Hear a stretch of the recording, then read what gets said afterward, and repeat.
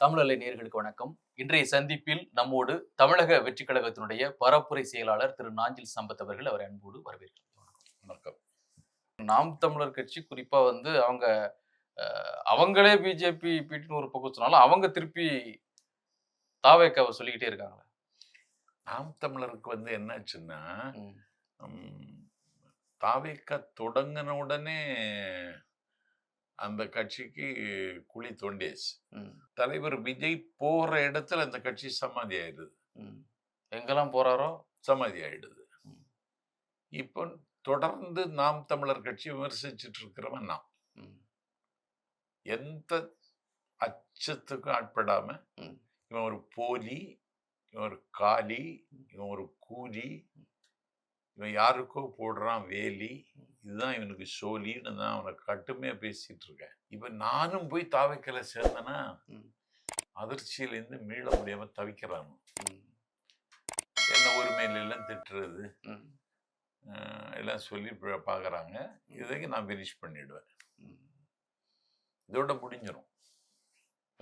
சீமான் கட்சி சீமான் இந்த தேர்தலோட 234 வேட்பாளரே அவரு ஒரே மேடையில 400 வேட்பாளர் கூட போடுவான். தொகுதி 234. அதான் 400 தொகுதி இருந்தாலும் போடுவான். அவனுக்கு வசூல் இல்லைங்க. வசூல்னா 400 230 தொகுதி வேட்பாளர் போட்டிருக்கேன். என்கிட்ட என்ன இருக்கு? என் பிள்ளைகள்கிட்டே வாங்கிடுவான். தம்பிகள். ஆமா, அவங்ககிட்டே வாங்கிடுவான். அவனுக்கு வசூல் இது. அவனுக்கு தான் வாழ்க்கை. நாய் பிழைக்காத பிழைப்பு இந்த பிழைப்பு. இல்ல அவரு அவ்வளவு கொள்கை பிடிப்போட அந்த மேடையில என்ன கொள்கை இருக்கு சொல்லு. அவரை சொல்லலாம். அந்த கொள்கை பிடிப்போட பேசுறாங்களே அவர் மேடையில. என்ன அவரை அறிமுகப்படுத்துறவங்க அல்லது அவர் மேடை ஏற்றி விடக்கூடிய அந்த கட்சியை சேர்ந்த நிர்வாகிகள் காலி ஆயிட்டா. இளம் தலைமுறை சொல்றேன். இப்ப கூட பாருங்க, யார் வந்திருக்கா? நிறைய பேர் பேசுற நம்ம பாரதி குறித்து ஒரு கருத்தரங்கம் பண்ணாங்க 2-3 நாளைக்கு முன்னாடி. நிறைய இளைஞர்கள், இஸ்லாமிய சமூகத்தை சேர்ந்த பெண்கள், ஆண்கள் உணர்ச்சி பூர்வமா பேசுறாங்க. பிராமண கடப்பாறை.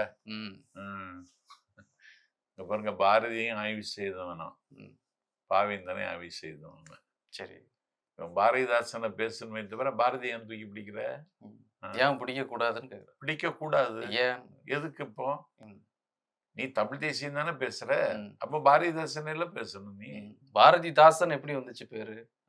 பாரதிதாசன்ங்கிற பேர் எப்படி வந்துச்சு அவருக்கு? அது அவர் குருநாதரா ஏத்துக்கிட்டாரு. அவரே குருநாதரா ஏத்துக்கிட்டவரே தப்பாருவாரா? குருநாதரா ஏத்துக்கிட்டாருன்னு சொன்னா தாசன்னால என்ன அர்த்தம் கேளுங்க. வாணியம்பாடி இஸ்லாமிய கல்லூரியில பாவேந்தர் தன்னை பாரதிதாசன் என்று அழைத்து கொண்டது குற்றம். வழக்காடு மன்றம். வழக்கு தொடுத்தது யாரு? நாஞ்சில் சம்பத். நடுவர் யாரு? கலைமாமணி பேராசிரியர் அப்துல் காதர். என்னை எதிர்த்து வழக்காடினவன் எனக்கு சரியா காம்படிட்டிவ் ஆவல. சரி, அதனால சரியா எனக்கு வரல. நான் பாவேந்தர் தன்னை பாரதிதாசன் என்று அழைத்துக் கொண்டது குற்றம். ஏன்னா பாரதி கடவுளை ஆதாரித்தவன். சரி, கண்ணனை கொண்டாடியவன். இருக்கட்டும். பாஞ்சாலியை போற்றியவன். முருகனை துதித்தவன். காளியை கொண்டாடியவன். பாவேந்தன் அப்படி கிடையாது. பாரதிதாசனும் பாவேந்தனும் எண்ணத்தாலும் வண்ணத்தாலும் இருவேறு திசையில நிற்கிற நிலையில ஏன் பாவேந்தன் தன்னை பாரதிதாசன் என்று சொல்லிக் கொண்டவன் நான் கேள்வி கேட்டேன். சரி, அதுக்கு அவரால் பதில் சொல்ல முடியல. அவரை விடுங்க, நானும் கேட்கிறோம் சார். அது ஒரு வழக்காடு மன்றம் உங்களுக்கு தெரியும். நீங்களே சொல்லியிருக்கீங்க. ஏன் குற்றம் இல்லைன்னு சொல்லி அந்த பக்கம் போட்டா கூட நீங்க பேசுவீங்க. அது பேசுவேன் இல்லையா? இப்போ அதே மாதிரி வழக்காடு மன்றம், பட்டிமன்றம் அப்படின்னு சொன்னா என்ன தலைப்போ அந்த தலைப்புக்கு ஏய்ந்த கருத்துக்களை இப்ப நீங்க சொன்ன மாதிரி ஆற்றலுக்கோட பேசுறது ஒரு திறமையான கலை தான். ஆனா வரலாறு எப்படி இருக்குது? பாரதிதாசன் அவர் மீது கொன்ற அந்த பற்றாலையும் அளப்பரிய காதலாலையும் தான் தன்னுடைய பேரை பாரதிதாசன்ங்கிற இயற்பெயரில் இருந்து விடுபட்டு. இல்ல அந்த நூற்றாண்டு கால இடைவெளிக்கு பிறகு தமிழின் சோம்பலை முறித்தவன் பாரதி. அதை ஏற்கிறீங்க? ஆமா. காற்று வீசுகிற இடத்தில் கவிதையை கொண்டு வந்து சேர்த்தவன் பாரதி. ஓனைக்கால்களால் முத்தமிழை நிறுத்தியவன் பாரதி. அதை தாண்டி தமிழ்ல ஒரு புதிய நடையை தந்தவன் பாரதி. இத பாரதிதாசன் ரசிச்சார், உள்வாங்கினாரு, அவரையே ஆதர்சமாக எடுத்துக்கொண்டார். ஆனா கவிதையினுடைய போக்கு இருக்குல்ல, பாரதியிட்ட இருந்து வித்தியாசமா எழுதினார். ரைட்டு. இப்ப நம்ம கரெக்ட், யாரும் மறுக்கல, எழுதினார். அவர் திராவிடம் தமிழ் தேசியம்ங்கிற தளத்தில் பயணம் செய்தார் பாவேந்தர். பாரதி அப்படி இல்லை, அவர் தேசிய பார்வை. தேசிய பார்வை. ஏன் இப்படி சொன்னாருன்னு சொல்லி இவரை பின்பற்றினான் பாரதிதாசன ஒரு ஆளு, அவருக்கு பேரு சுரதா, சுப்புரத்தினதாசன். பாவேந்தர் பேரு சுப்புரத்தன, கனக சுப்புரத்தன். ஆமா. நான் போய் சுரதாட்ட கேட்டேன், என்னங்க எண்ணத்தாலும் வண்ணத்தாலும் ரெண்டு பேரும் வேற வேற இரு முனையில நிக்கிறாங்க, இவர் ஏங்க அவரை போய் பாரதிக்கு தாசன்னு சொல்லிக்கிடணும்னு கேட்டேன். சுரதா என்கிட்ட சொன்னதை இப்ப சொல்றேன், ஒண்ணும் இல்லடா சம்பத்து, அவனுக்கு தான் அப்ப மார்க்கெட் வேல்யூ இருந்துன்னார். யாருக்கு? பாரதிக்கு. அதனால வச்சுக்கிட்டார், வேற ஒண்ணும் இல்லை அப்படின்னார். அப்படின்னா என்ன அர்த்தம்? இது பாரதிதாசன் அவமானப்படுத்துற மாதிரி தானே இந்த சொல்லு. ஏன் யாருக்கு மார்க்கெட் இருக்கோ அவர் நான் வச்சுக்கிட்டேன்னு சொல்றது அது அவருக்கு தான் மார்க்கெட் இருந்தது. அதுதான் சார் சொல்றேன், அவருக்கு மார்க்கெட் இருக்கு, அவருக்கு மார்க்கெட் இருந்து அதை வச்சுக்கிட்ட அப்படின்னா என்ன அர்த்தம்? பாரதிதாசன் பேசப்படான். பாரதிதாசனுக்கு ஒரு பெரிய மரியாதையை தமிழ் உலகம் கொடுத்தது. பாவேந்தர் தமிழ் இயக்கம் கண்டார். அதனால பாரதியை கொண்டாடக்கூடாதுன்னு நாஞ்சில் சம்பத் சொல்லல. நீ அவனை ஏன் பிராமணன் பாக்குற? பாக்கலையே, பிராமண கடப்பாரின்னு சொல்ற. அவர் என்ன சொல்றாரு, அந்த மாதிரியான ஒரு பார்வையோட அவர் அடக்க நினைக்கிறாங்க. இல்ல, அந்த மாதிரி இல்ல, நீங்கள் பெரியார ஒரு பெரிய பிம்பமாக கட்டமைச்சு வச்சிருக்கீங்க. அப்படி ஒப்பிடும் பொழுது பாரதி எங்கேயோ இருக்கிறாப்ல. பாரதியும் பெரியாரையும் ஒப்பிடக்கூடாதுங்க. அவர் சொல்றாரு அந்த மாதிரி, அந்த மாதிரி ஒப்பிடுறீங்க. அந்த மாதிரி இது என்ன உளறல் இல்ல இது? பெரியாரையும் பாரதியும் எப்படி நீ ஒப்பிடுவ? அவர் கவிஞனுங்க. பெரியார் இந்த நாட்டுல மிகப்பெரிய புரட்சியை செய்தவங்க. கவிதையால புரட்சி விதைத்தவர் ஒரு புரட்சி விதைக்கல. இப்படி சொன்னா நீங்க இலக்கிய உலகில இருக்கிறீங்க, எந்த புரட்சியுமே பாரதி விதைக்கலன்னு சொன்னா ஏற்பாங்க? இல்லையே, இல்லையே, பாரதி எந்த புரட்சியும் செய்யலைங்க. புரட்சி செய்தவர் பெரியாரு நம்ம கண்ணுக்கு முன்னால நடத்தினார். அததான் அவங்க சொல்றாங்க, ஒரு சாராரை நீங்க பெரியாரை யாரும் தூக்கி பிடிக்க வேண்டிய அவசியம் இல்லைங்க. பெரியார் அதை எதிர்பார்க்கல. கேட்டீங்களா? நானே எழுதி, நானே அச்சிட்டு, நானே ப்ரூஃப் பார்த்து, நானே வெளியிட்டு, நானே படித்தாலும் படிப்பேனே தவிர எந்த ஏகாதிபத்தியத்தையும் எதிர்த்து குடியரசு நிற்கும் குடியரசை நான் நிறுத்த மாட்டேன்னு சொன்னார். முதல்ல இந்த நாட்டுல பார்ப்பன ஏகாதிபத்தியத்தை கன்னத்தில் அறைந்தது அவருதான். இன்னைக்கு அதுக்கான தேவை இருக்கு. பாரதி அப்ப நேர்பட பேசல, நிமிர்ந்த நன்னடை குறித்து, புதுமை பெண்களை குறித்து அவர் எந்த விதமான கருத்தும் இந்த பாரதிக்கு இல்ல. எந்த எழுச்சியையும் அந்த பெண்கள் மத்தியில, சமூகத்து மத்தியில அவருதான் பாஞ்சாலை சூதுக்கு பயணமாக வைத்த பொழுது பாரதி பாடுகிறான், பெட்டை புலம்பல் பிறர்க்கு துணையாமுன்னு.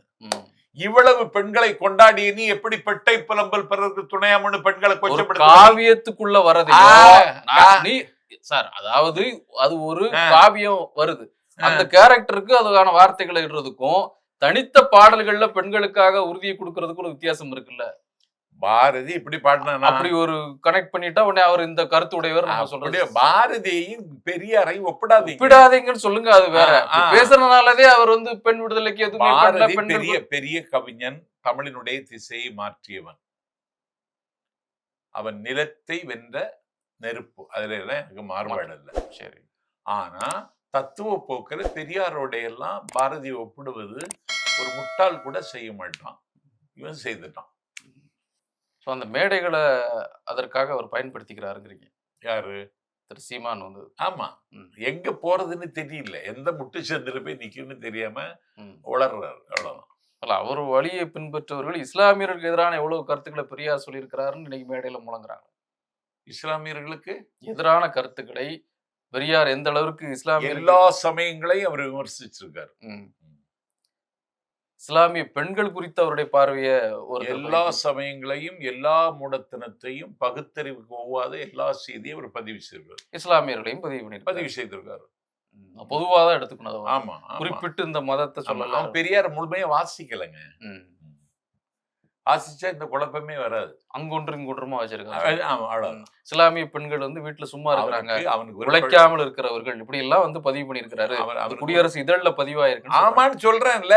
பெரியார் எல்லாத்தையும் தான் கேள்வி கேட்டிருக்காருங்க. ஏன் குறிப்பிட்டு சொல்லணும்ங்கிறீங்க? ஆமா, பெரியார் எல்லாத்தையும் தான் கேள்வி கேட்டிருக்காரு.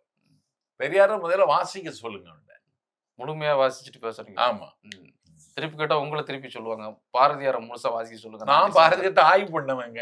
வாசிக்க சொல்லுங்க. பாரதியார் நான் ஆய்வு பண்ணவன். சீமான் அவர்களுக்கு அப்போ ஏன் தனிப்பட்ட முறையில்னு சொல்றதை விடவும் பாத்தீங்கன்னா, துறை சாட்டை துறைமுருகன் போடுற உங்களை ஒரு குறி வச்சு தாக்குற மாதிரி தெரியுது. அதுமே சொல்லி தாக்குறாருன்னு இருக்கும்.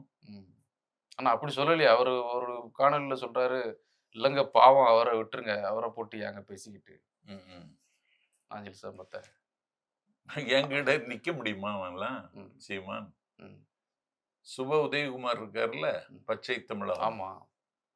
அவர் தியாகராய நகர்ல ஒரு கூட்டம் போட்டார், அணு உலை எதிர்த்து. என்ன கூப்பிட்டாரு.